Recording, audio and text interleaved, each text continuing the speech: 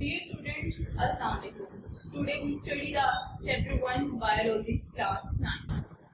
In this video we study the relation of biology with other sciences. Biology का दूसरी science के साथ किस किस्म का रिलेशन है, उसके क्या फंक्शन है, वो किस तरह कैरेक्टर रखते हैं, इन सब रिलेशन को हमने बायोलॉजी के साथ कंसर्न किया। फर्स्ट क्या आती है biochemistry.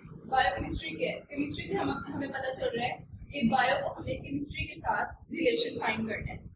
Biochemistry deal with the study of biochemical reaction in living organisms. Living organisms हमारे पास तीन तरह के होते हैं, plants, animals और human beings. Living organism में biochemical reaction किस तरह होते हैं? Human beings में क्या होता है? Respiration process होता है, plants में photosynthesis process होता है। ये सारा हमारे पास एक biochemical reaction है।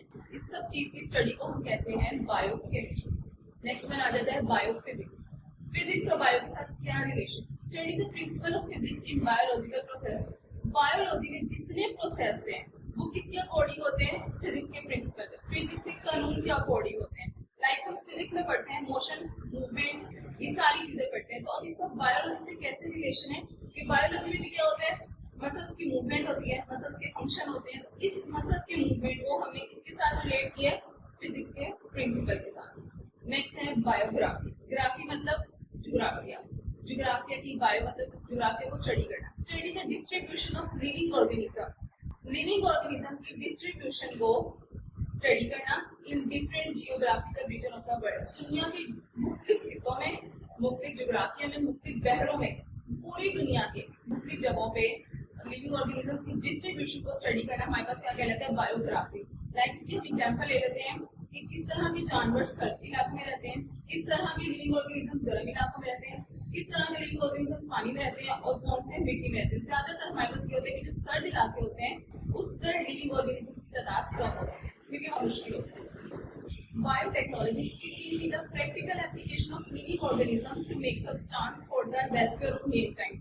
बायोटेक्नोलॉजी में हम लिविंग ऑर्गेनिजम्स ऐसे जानदार को स्टडी करते हैं जिनसे हम फायदा ले सकें। फॉर एग्जाम्पल हमारे पास मुर्गी है, मुर्गियों से हम क्या ले सकते हैं? अंडे ले सकते हैं, चिकन ले सकते हैं। फॉर एग्जाम्पल हमारे पास एक डेयरी फार्म है, उधर से हम दूध ले सकते हैं, गोश्त ले सकते हैं। तो ऐसे लिविंग ऑर्गेनिज्म जिनके किसी भी सब्सटेंस से, किसी भी मादे से हम फायदा हासिल करें, उसको हम कहते हैं बायोटेक्नोलॉजी। नेक्स्ट वन आ जाती है बायो इकोनॉमिक्स। इकोनॉमिक्स का मतलब क्या होता है? मुआशी, agricultural, farming. Bio economics, bio का इससे क्या relation? Study of organism from economical point of view.